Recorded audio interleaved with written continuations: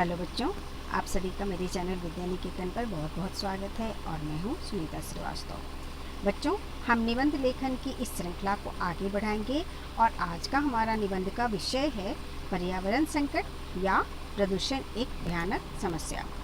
तो सबसे पहले आप ये जानिए कि प्रदूषण का अर्थ क्या है। प्रदूषण का अर्थ है हमारे पर्यावरण में असंतुलन का आ जाना। प्रदूषण देखिए कई प्रकार के होते हैं, जैसे ध्वनि प्रदूषण है जिसमें हमें शांत वातावरण नहीं मिलता, वायु प्रदूषण है जिससे हमें शुद्ध हवा नहीं मिलता, जल प्रदूषण है जिससे हमें स्वच्छ और शुद्ध जल पीने को नहीं मिलता और जिससे जल जीव भी प्रभावित होते हैं।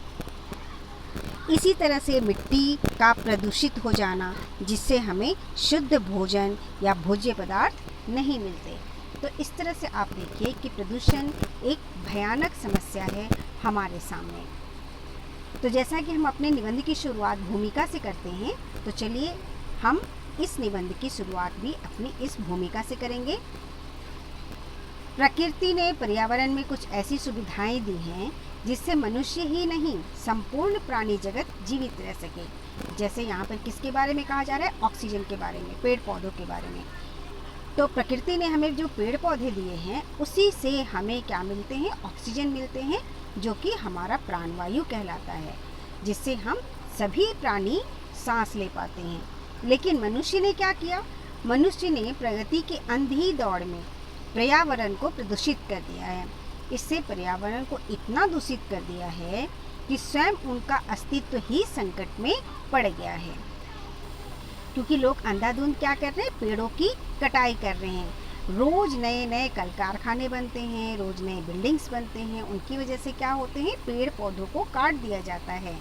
इसी तरह से कई बहुत बड़े बड़े जंगल भी अब ख़त्म हो गए हैं, जिससे प्राणी जो जंगल में रहते थे उनका जीवन भी लगभग समाप्ति की तरफ बढ़ता जा रहा है। उनके जीवन पर भी संकट है। पर्यावरण संकट मनुष्य के समक्ष उत्पन्न पर्यावरण संकट औद्योगिक विकास का ही देन है।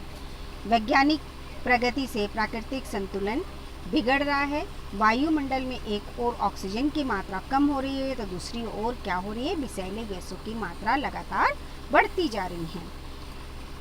इसका मुख्य कारण क्या है? वनों की कटाई। पर्यावरण संकट बढ़ने का एक प्रमुख कारण वनों की अंधाधुंध कटाई भी है।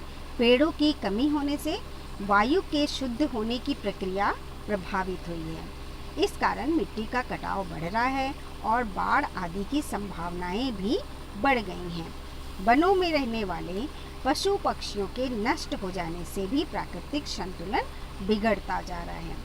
प्राकृतिक जो प्रदूषण है उनमें नित्य क्या हो रही है? वृद्धि हो रहे हैं, लगातार उनमें बढ़ोतरी हो रही है। कैसे? प्रदूषण में हो रही निरंतर वृद्धि पर्यावरण संकट का हिस्सा है।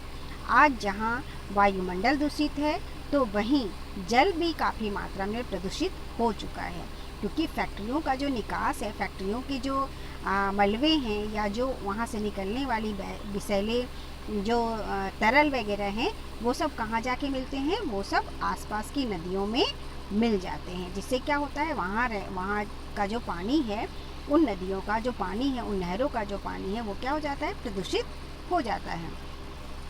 नदियों के प्रदूषण का प्रमुख कारण कल कारखानों के विषैले अवशेषों का नदियों में छोड़ा जाना है। वहीं प्रगति के साथ बड़ी मोटर गाड़ियों, यानों तथा कल कारखानों के कारण ध्वनि प्रदूषण भी लगातार बढ़ता जा रहा है। इस कारण लोग बीमारियों का शिकार भी हो रहे हैं। इस तरह से क्या होता है? हाइपरटेंशन में लोग आ जाते हैं, लोगों का तनाव बढ़ जाता है। लगातार अगर ध्वनि प्रदूषण होता रहे तो क्या होता है? हमारे शरीर में दर्द भी शुरू हो जाता है और इससे भी हमारे स्वास्थ्य पर असर पड़ता है।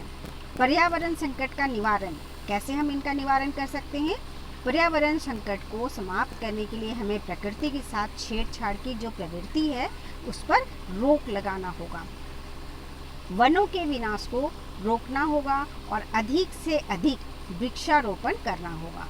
जनसंख्या की वृद्धि पर अंकुश लगाना भी अनिवार्य है, क्योंकि मेन जो कारण है वो क्या है, जनसंख्या में लगातार वृद्धि का होना, जिससे लोगों के रहने की जगह की आवश्यकता होती है और लोग क्या करते हैं कि वनों की कटाई करके वहाँ पर बिल्डिंग्स या घर या फैक्ट्रियाँ, सब कुछ जितनी भी तरह की समस्याएं हैं वो लगातार जनसंख्या में वृद्धि के कारण ही हो रहे हैं। हमें औद्योगिक प्रगति इस प्रकार करनी होगी कि पर्यावरणीय संतुलन बना रहे। आखिर में हम क्या लिखते हैं अपने निबंध के, उपसंहार, और उपसंहार में हम उन सभी बातों को शामिल करते हैं जो कि हमने अपने इस निबंध में लिखा है। तो उपसंहार की तरफ हम बढ़ते हैं। यदि हमने शीघ्र पर्यावरण के संतुलन को बनाए रखने के लिए आवश्यक प्रयास नहीं किए तो निकट भविष्य में पृथ्वी पर जीवन काफ़ी विकट हो जाएगा, बहुत सारी गंभीर समस्याएं आ जाएंगी। अतः हमें क्या करना चाहिए, पर्यावरण संकट को टालने के लिए आवश्यक प्रयास करने होंगे और हमें ज़्यादा से ज़्यादा पेड़ पौधे लगाने होंगे। तो यहाँ पे देखिए, आप इस तरह से पर्यावरण संकट या प्रदूषण एक भयानक समस्या का छोटा सा लेख मैंने आपको यहाँ पे दिया है। तो आप इस लेख के साथ अगर कुछ जोड़ना चाहते हैं तो आप अपनी मर्जी से इसमें जोड़िए और इस निबंध को और भी सुंदर आप बना सकते हैं। थैंक यू बच्चों, अपना ध्यान रखिए और आगे मैं दूसरे निबंध के साथ आपके साथ फिर मिलूँगी। Okay and bye.